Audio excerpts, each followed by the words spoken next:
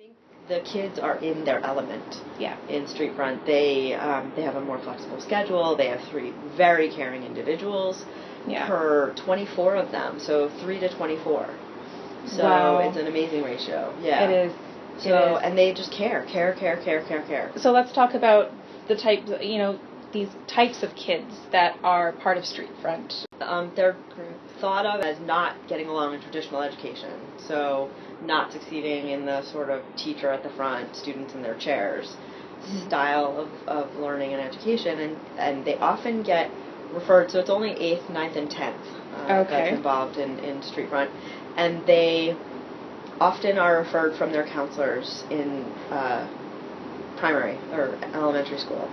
So kids who have a physical ed bent or a sports bent, or that's the way they get out good energy. What was the most impactful, breathtaking moment that you experienced when you were there? I would say that it's kind of twofold. For me, the kids sheerly blew my mind.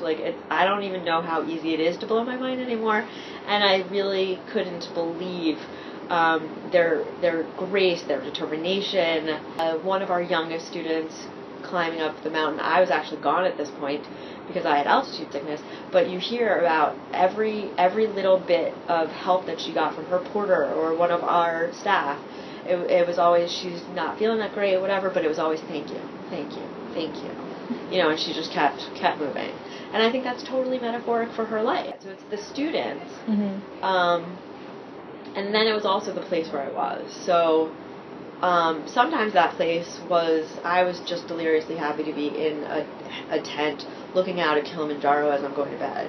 And the stars in the sky were so brilliant. I've never seen anything like it in my life. One of the kids, I'll never forget, said, seeing what they have makes wanting the next iPhone 5, embarrassing.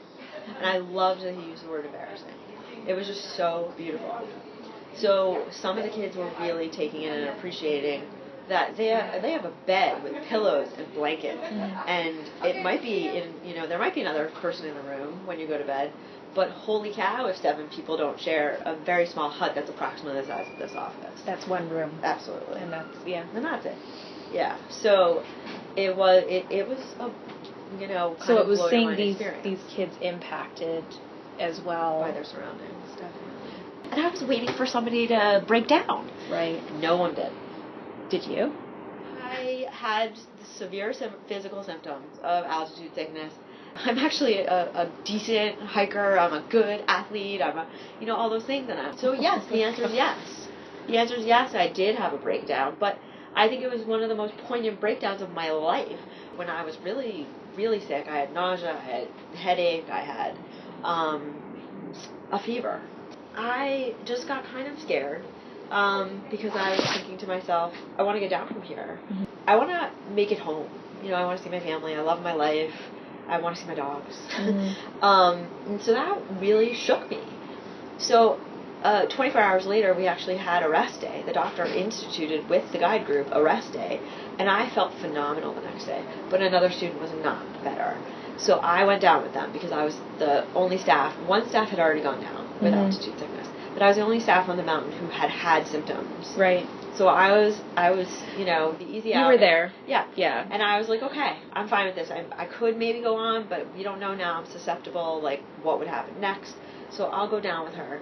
And everybody else was pretty much able to stay on the mountain and almost make it to the top. Wow. So it was 21 out of 25 total that summited.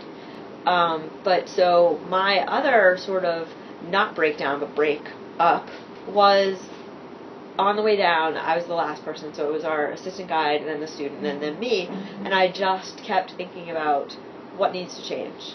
When I get home, what's going to be a little different about my life because of this experience, and things I'm not willing to deal with anymore, or things that are toxic, or things that are not working. How do I... And it was about being in Africa, and it was about, I don't know, fear of dying, or, whatever it was pretty profound You think experience. Those things that you were thinking about having to let go, those are the barriers keeping you from reaching the top of the mountain here? Internally. I try not to care about the top of the mountain here. Okay. I try and keep it internal, top of the mountain. I really try to keep it internal. And so that's what I Facebooked, is didn't summit, but summited inside. Oh my because God. I did.